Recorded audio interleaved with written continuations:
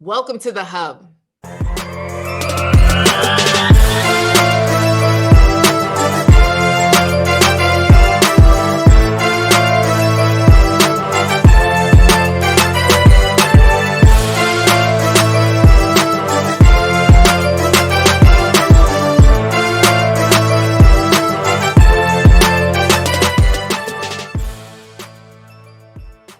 Hey, family, so excited. Today I have JaMarr John Johnson, CEO of Up Mind Media. What's up, JaMarr? Hey, how you doing, Coach Cass? I'm doing well, man. I'm doing well. So, y'all, I met JaMarr on this new app called Clubhouse. I actually liked what this brother was saying. So I said, you know what? Let's bring him to the show. So thank you, JaMarr, for just honoring us with your presence. My absolute pleasure. All right, JaMarr, now let's get to it. Tell us a little bit about your love journey. Where you been? Where My are you love at? journey. Ooh, Mm-hmm. that goes deep. I feel Deep. like it goes all the way back to the age of 14 Oh. when I was with my first love of my life, Miss Ebony Henry. Oh, snap. And Even remember the of name. course, of Yes. course, we're actually still friends to this day. But Really? we dated for a couple of years really strong. And then I had some family problems that kind of took me away for a few months. And I wasn't able to articulate the situation that I was in to her. And it created space. And so we faded apart. We never got back together, but we remained friends for many years since then. And so Mm. after her, it was kind of like everything I looked at, I was comparing it to her. And it was like, Wow. you don't quite match up. And so I kind of stopped looking at some point. Mm-hmm. And then right out of high school, went and joined the military, and then I got a military scholarship, went to Auburn University in Alabama. From there, I went to Japan for 3 years. So I was traveling around the world for 3 years. Wow. And I met a lot of people, but there was Nothing always this stopped. tethering back to her. Ooh. And what she was, what she represented, her intellect, her humor, her ability to speak her mind and opinion. And so I really desired that in the woman that I chose, and I just didn't seem to be finding it out there. And so when I got back from Japan as a naval officer, started to really invest in finding her. So I started to obviously do the work, reading, therapy, doing everything I needed to get over the old heartbreak. But then I started doing dating sites, eHarmony, Match.com, It's Just Lunch. I started doing all these different things to try to find her. And then it took many, many years, but I realized that in order to find her, you have to first find you. And when you Ooh. find you and you're just doing what you're supposed to do, you'll be putting yourself around the right types of people. And Mhm. then the opportunity to find her will make itself apparent. So, JaMarr, what's up? You said you're still friends. Is Ebony with E- someone? No, so Ebony got married, had 2 kids, got divorced, and I don't know what she's doing now, relationship wise. And honestly, like looks wise, like I've maintained, gotten better with age, Mm. and she fell off a little bit. So, Hey so man, well, the lady had 2 kids. yeah, I yeah. tell you that 2 kid situation is rough in these streets, and unless you exercise was your thing, it's Yes. it's And that's it's the thing. really It's hard. and that's big for me. I'm Mhm. 41. I'm 6'1". I'm 198 pounds. Okay. I'm in my Marine Corps shape right now. So for me, it's like I need someone who can definitely match me on that. But from a Mhm. lifestyle standpoint, that's Yeah, how I want to live the rest of my life. got you. So I you're want to I into want to try to live to fitness. 100. Yeah, I want to try to live Yeah. to 100 reasonably and healthily, and somebody who doesn't really keep that at the forefront of what they're doing day in and day out is not somebody that I could ever really vibe with. Got you. Okay, so tell me, JaMarr, when you're chilling on a Saturday afternoon, what can Mhm. we often find you doing? So I do a lot of hiking. In the last 12 months, I'm actually about to eclipse the 5,000-mile mark for the year. Woo! So thank Congratulations. you. So that averages about like 14, 15 miles every single day. So I'm always hiking. I try to get my hikes in early. I like to kind of rise with the sun and then kind of be done around noon. In the afternoon, I'm typically recovering, stretching, yoga, doing a little bit of that type of work, doing some reading.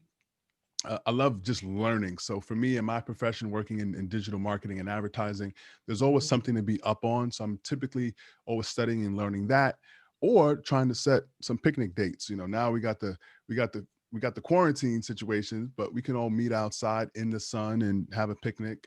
and play some card games and things like that. So those are what I'm typically doing on a Saturday.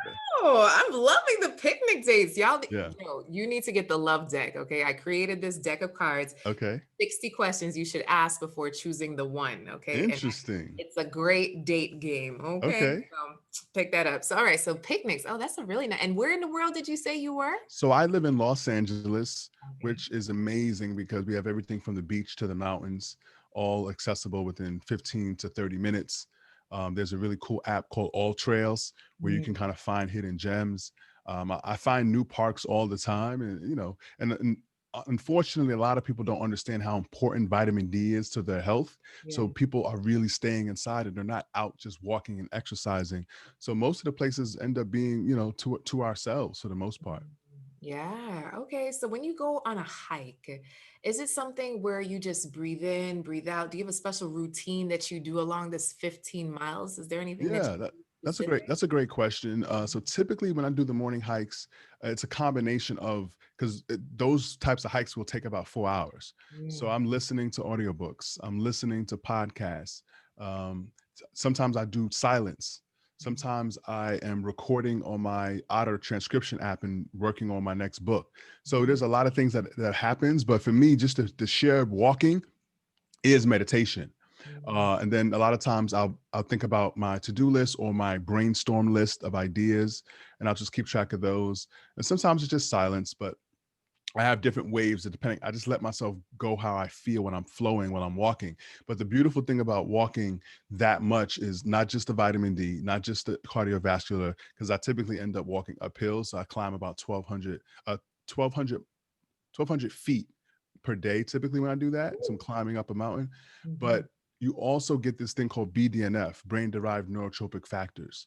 And mhm. that's the neurochemical cocktail that allows you to feel great, feel amazing, feel like you can tap into flow. I'm And feeling that's, all the flow energy right now. yeah, yeah, Oh man, I live in Florida. There are no mountains. no mountains. There are no mountains. I'm just gonna pretend. Maybe I'll get on a stair climber. There might be some man made ones. The landfill. The landfill, JaMarr. That's the name. All right. So, okay. So now you're in the flow, your to do list. So, for those of us who are super busy, Mhm. always on the go, how do you get to that to do list and not let it frustrate you? Because I could just imagine while you're on the trail and you're typing out all the things, you come back home and there's a long list there. So, what do you usually do? Like, how do you usually break that up or actually get it? Yeah, that's a great question. For me, I'm one of those people, type A personality, always have things to do. The to-do list will always grow. But Right. what I do is I focus on what are the three things that must get done today. Some things you put on your to-do list are not must-haves, not must get done today. I focus on three of those things. And then with those three of those things, when I first get back, I ask myself, of those three, which one can be done like before noon? Which one can be done mid-afternoon, and which one can be done before the end of the workday? And so I prioritize it in three. What happens is as you start to knock those first three off, then you have more time to maybe attack some of the other ones on that list. So that's my approach. Focus on the top three, and then everything else will come. And then the next day you can figure out, okay, what's the next top three? And that's how you kind of focus on it. Okay, because I definitely have gotten overwhelmed before when it's like, okay, I got those three, but then what about these 19 over here? So okay, so it's three at a time and just give Three at a yourself a little time. There's break. something in the power of three. And Mhm. also too, you have to also prioritize because some things that are to-do lists, affect your business. Some things that are to-do lists affect your family life. Some affect your balance. Yeah. So you got to look at how you organize and categorize those things. For me, I'm a Libra. Balance is crucial to my life. And Mhm. so I make sure that of those three things, that one of them is business, one of them is personal, and one of them is like that balance inside, that spiritual Oh, every day. Oh, this is just every beautiful. day. So you said at the end of the workday. So as a entrepreneur that Hmm. works from home right now, Hmm. you actually end your workday at a certain time? Yes, yes, I do. So the beautiful part about what I do is that I leverage automation. So Mm, while I have VAs and I have assistants, most of the work that my agency does gets done through automation, beautiful. through paid advertising, through tools that I use. So for me, it's just managing those systems and expanding them. And when I get a new client, I'm really plugging them into what I do.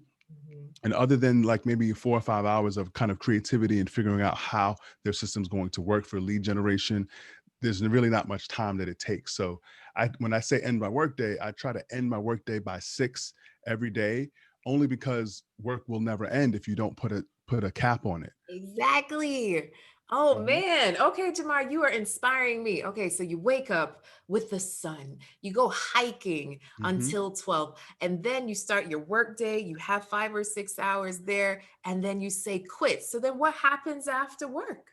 Well, so just to correct a little bit, so I don't hike until 12. If I Oh, typically go hiking at like 5 a.m., I'm woo. done by 9. So Oh. from 9 till about 10, I've got, a few appointments and things that I'm scheduled with, prospective clients. And then from about 10 to 12, I'm looking at, okay, how am I going to kind of get ready to like start winding down the day? Mhm. And then from 12 to about 5, that's all implementation. That's like, okay, what things do I need to check some ads for clients, check the lead flow, check the response. And so really that stuff doesn't, while I'm doing that, I can be doing other things, right? It's just really glancing, it's really checking the statistics of it all, right? But after 6 o'clock, and sometimes earlier, it just depends on the day, I'm making plans to connect with people. So whether that be for Zoom calls, interviews, I spend a lot of time on the phone, just catching up with my family. Even though I work alone, I live alone, I Mhm. have people that I connect with, and I love to podcast as well. So I try to get an actual podcast in with someone in the LA area connected to my specialty, like 2 times a week. Beautiful. Um, but for the most part, at night, after 6, if I don't Mhm. have anything planned, I'll typically take myself on another little walk, you know, especially before the sun goes down. So really more like 4 to 5 ish. Get a Yeah. little another little walk in, and then just think about, just creative stuff. For me, nighttime is when I'm most creative in terms of actually doing it. Morning is when the ideas come. Right. Nighttime is when I actually feel like I can devote an unlimited amount of time to it. Yeah. But then what time do you go to sleep? I typically go to bed between 9:30, 10 o'clock Okay. on most nights. I Yeah. can stay up longer, but what I found for me is I'm a 6 hour a night sleeper. Okay. So if I go to bed at 10, Mhm. I'm up at like 4 to 5, like right in that range with no alarm clock. I just wake up around that time. So if I wake up super early and the sun is coming up, I'll go for my walk. But since the sun doesn't come up as early anymore, I've been staying in only because there's coyotes, there's mountain lions and stuff like that in the mountains. Let's not get eaten. Yeah, exactly. I carry a utility knife with me, but I don't want to have to use it. I actually have a friend I did my master's with that got eaten by a bear in one Wow. hiking. So that's Yeah. that's a Yeah. thing. It's a thing. It's a That's a thing. thing. It's a thing. Okay. All right. So, JaMarr, this is just beautiful. And then you love your family. Oh, Hmm. this is just beautiful. Okay. So, what would you say is the number one thing that you are seeking when it comes to relationship? The number one thing that I'm seeking, I would Mhm, say, I would say a woman who knows herself mhm, and has the ability to express her needs, wants, and desires. That's mm, probably the biggest thing. I've met hundreds of women, and that seems to be the thing that's most elusive. And mm, oftentimes you don't hear about what people really wanted and desired until it's too late, right. until the relationship is ending. And, I feel like I'm very emotionally intelligent and very in tune with other just people in general, Mhm, but I'm not a mind reader, right.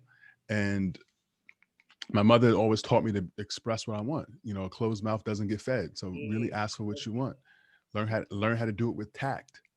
And but just having somebody who knows themselves, Mhm. knows how to express what their wants, their wishes, their dreams, their desires, their hopes, their fantasies. That would be nice sometimes to hear Oh, that. snap. But also too, I mean, I've had a lot of women tell me that I definitely make them feel comfortable, Mhm. and I can do that very quickly. But I still feel like there's hesitation because people carry around, there's one of my favorite songs is by Erica Badu, that bag a lady, you go hurt your back. And she's talking about that emotional baggage that Yeah. people carry around with themselves. And like me, like I have a appointment with my therapist, at 11:30 Pacific Standard Time, and I try to talk to her weekly, and she's like, Jamar, every 2 weeks. You don't need to talk to me every week. But I'm like, I just want to make sure, I'm fit. Ready. I'm Yes. fit and ready to go. And I feel like a lot of people aren't necessarily taking their mental health to that degree, and it's not really talked about. And I'm not ashamed of all the things that I've been through because they've made me stronger, and I've developed actual skill sets in dealing with them. Cognitive behavioral therapy. For me, I'm a systems process oriented guy. Like if you want to get something done, there's a process to do it. You can wing it and it might work out, but there's a process, and there's somebody somewhere on this planet who has been through what you've been through. So leverage and learn what they have so that you can make a path that's not so bumpy and rocky. It can be pretty smooth. Oh, this is just beautiful. So let's talk about therapy for a moment because, Sure.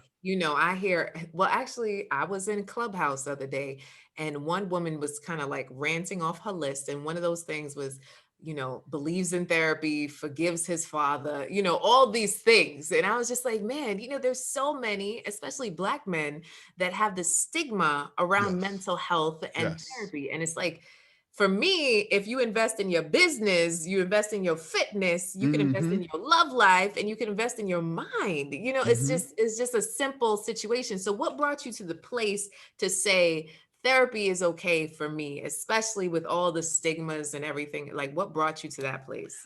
Honestly, I have to give all that credit to my mother. Nice. Growing up, we had a lot of difficulties. My mother, going this year, she celebrated 28 years clean of her addictions. Oh And no. so while she was getting clean, she knew that she had to help rehabilitate our minds and our psyches and the emotional trauma that she put us through Mm, and that our family had put us through. So I started going to therapy at, 13, 14 years old. mhm. And then at times, as a teenager, there were times, of course, every teenager becomes rebellious. There's things that you're angry about. There's things about the world that you wish you could change and you can't. And so learning to cope with all those emotions was something that I did at an early age. And then by the time I was in high school, I was captain of the basketball team. I was basically using those leadership skills and the things that I had learned from therapy Mm. in relationship with my teammates and to help us become a better team. And then that led to me joining the military and being a leader there, and then becoming an officer and being a leader there. And then there was some tragedy that occurred when I was 26 years old. I had one of my shipmates, Ensign Chris Simon. He passed away in his sleep. And I found his body. I tried to revive him, couldn't. We were anchored off the coast of Hong Kong, and 2 or 3 days, and then I had to go identify his body, which was another traumatizing moment. And then we left the show. We left Hong Kong 2 days after his death, and had to just get on with our mission. Now Mm. they flew on therapists and people to come talk to us just to make sure that we were still operationally fit. But I felt like that it wasn't a really adequate job that they did. It was kind of in and out. It was like, all right, we're here for 3 days. We're asking people questions, but sometimes trauma has like a delayed reaction, Mm. right? Sometimes it comes out in other ways. And so it wasn't until a couple of years from there that the trauma came out in the form of, for me, it was like nightmares and just trouble sleeping. Wow. And I was at a different command, I was on a different ship, and I was doing my thing. I was accelerating my career, and I started to have these little blocks. And I went one day and spoke to the chaplain about the dreams, the nightmares that I was having. And he recommended that I start to see a therapist. He's like, hey, you might have some trauma that you need to work on. And so from there I started to, since like 2007, I've always made sure that I've kept a close watch on my mental health, and just to make sure that I could be the most effective leader for myself, for my shipmates, for my clients, and for the people that I mentor and coach and things like that with my business. I love all of this. I just love all of it. Mhm. Yay, therapy. Yes. This warms my heart. So, question, JaMarr, do you have a question for me? So for you, I mean, you help, hundreds of people, I guess, find love. Mhm. What would you say to someone like myself who seems like they have it all together but just hasn't found the right one? What would you say to go look? Where should I go try to find someone that could Mm. be compatible for myself? So you are a very evolved man, Hmm. JaMarr. And so for me, I really think it's a mindset of I'll continue until I connect. with the right person. And I Mm-hmm. know how frustrating it could be sometimes. Okay, you went on picnic date number one, number 500. You're like, okay, now. So it could be one, refining the kind of person that you're looking for, but then also, what are some things that maybe you can lean on, because Mm. the total package may not be the total package. You know what I'm saying? So Mm-hmm. they may have these qualities, but not these other ones. So being able to know what your non-negotiables are Yep. versus your preferences, right? Sure. And being very clear there. Two, it's being open to love in every atmosphere. Sometimes we bucket love and just, okay, the fun atmospheres, but like even like a clubhouse, I feel is a great place to meet people right now, other than the dating apps, other than on your Mm-hmm. hikes, other than meetups and such. So I really feel that there's three ways that you can meet people. One is in person, right? So on your hike, at a store, at the supermarket, wherever, right? Two is online on any of the apps, social media or dating apps. Mm-hmm. And three, it's really getting an introduction. So asking friends, colleagues, matchmakers to be able to introduce you to someone that may be a good fit. So I really feel like those are the three, but the biggest part is the mindset of, you know what, like I know that love is there and I feel like you have that mindset. So just continuing in that and continuing to do the process, right? So if you find that the last 10 dates have been a flop, it is refining, just like you do your split testing in your digital media, right? Mm-hmm. It Mm-hmm. is refining the process. Like, okay, I keep getting these clicks, but it's not really my ideal audience. I'm getting my Yes. click-throughs, but my opt-ins ain't really working out. So it's Yeah. really looking at, okay, well, what am I putting out on my landing page? Okay, what am I Mm-hmm. putting on my landing page that's attracting this type of person? And maybe I need to tweak something in how I'm marketing myself in order to attract the person that really I want to Yeah, be. I have unlimited leads. Let me fix my camera, had to turn it back on. I have unlimited leads. Leads aren't the problem. It's those that are looking for, actually building something, Ah, people especially, I mean, of course I live in LA, so mhm. there's this thing where everyone's trying to make it, and there's a small segment of people who are like, I'm actually looking to be a wife. Right. And I'm at the age where it's like I'm looking for a wife or someone who has that potential in the So next is three to that on five your years. profile in terms of the dating sites? Is that on your profile? Um, let's see. I haven't really been on the dating sites as of recently. Like So where I where have have you been I meeting have people? some old stuff. Honestly, I've met people out walking on my hikes, just like you said. I've met Yeah. people walking when hiking. Um, let's see, grocery store. I'm in some matchmakers databases, so I do get approached a few times a month. Yeah. So for me, it's like I'm not like hungry for something right now. I'm really Why good not? Why are you not hungry for something, JaMarr? because I'm so good with myself. Like I'm Ay, really, Dios mío. yeah, I'm really good with myself, but I know what I desire.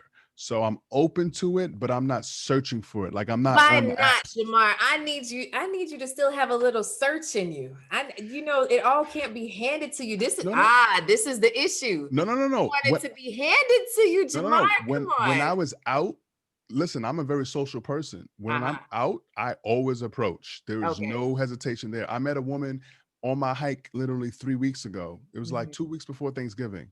Hmm. Actually, a week before Thanksgiving. Hmm. And she didn't have her mask on, and I didn't have mine on because I'm usually going pretty hard. And it says, "Oh, I'm glad I'm not the only one without a mask on." And then she was like, "Oh, I just dropped it and lost it." So we Okay. chatted for about 10 minutes, exchanged numbers. The next day we went for lunch. So I have no problem. Like if Okay. there's a light that I see, I'm gonna go Yeah. after it. But Okay.